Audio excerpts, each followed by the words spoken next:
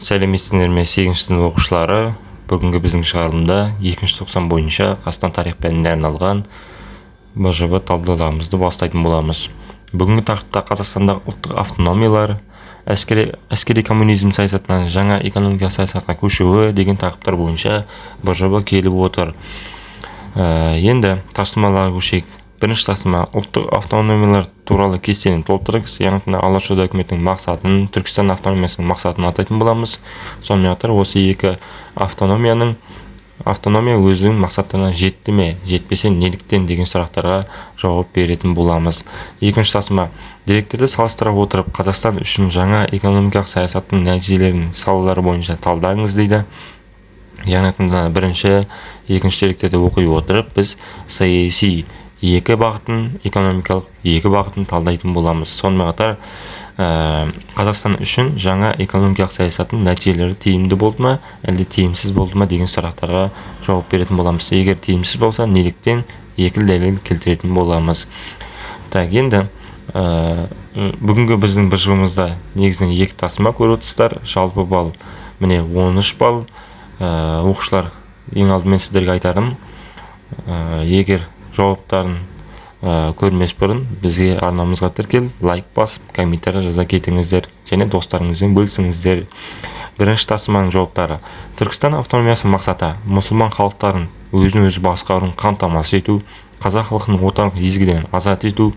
Міне көріп отырмыз. Екінші, Алашорда үкіметінің мақсаты қазақ халқының отарлық езгіден арылту және қазақ халқына саяси көзқарас қалыптастыру. Үшінші сұрақ, естеріңізде болса, осы екі автономия мақсатына жетті ме деген сұрақ болатын.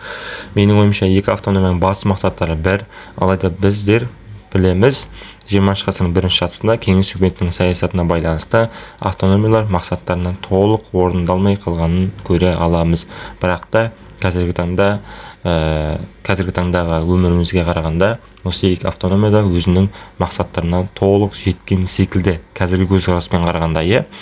Екінші тапсырма жауабы: саяси нәтижесі 20-шы ғасырдың 20-шы жылдары жүргізген экономикалық реформаны аясында қазақ халқы тікелей кеңес үкіметінің отар мемлекеті болып қалуы, сонымен қатар қазақ халқының тілі мен дінін жоюға бағытталған реформа болды.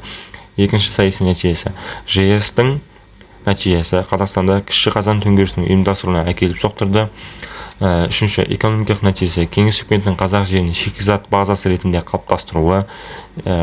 Төртінші, экономикалық нәтижесі жаңа экономикалық саясаттың реформасы 1925 жылы тоқталып тасталғаннан кейін ауыл шаруашылығын қолдау мақсатында ұжымдастыру реформасы жүзеге асырыла басталды.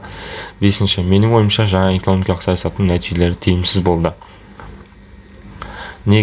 Неліктен деген сұрақтан кейін екі дәлел келтіру керек болатын. Бірінші дәлел: кеңес үкіметінің қазақ халқының еркін өмір сүруіне мүмкіндік бермеді. Екінші дәлел: ЖС-тің дейін қазақ халқы ашаршылықты бастан кешірді. ЖС-тен кейін де халықтың әлеуметтік жағдайы көтеріле қоймады.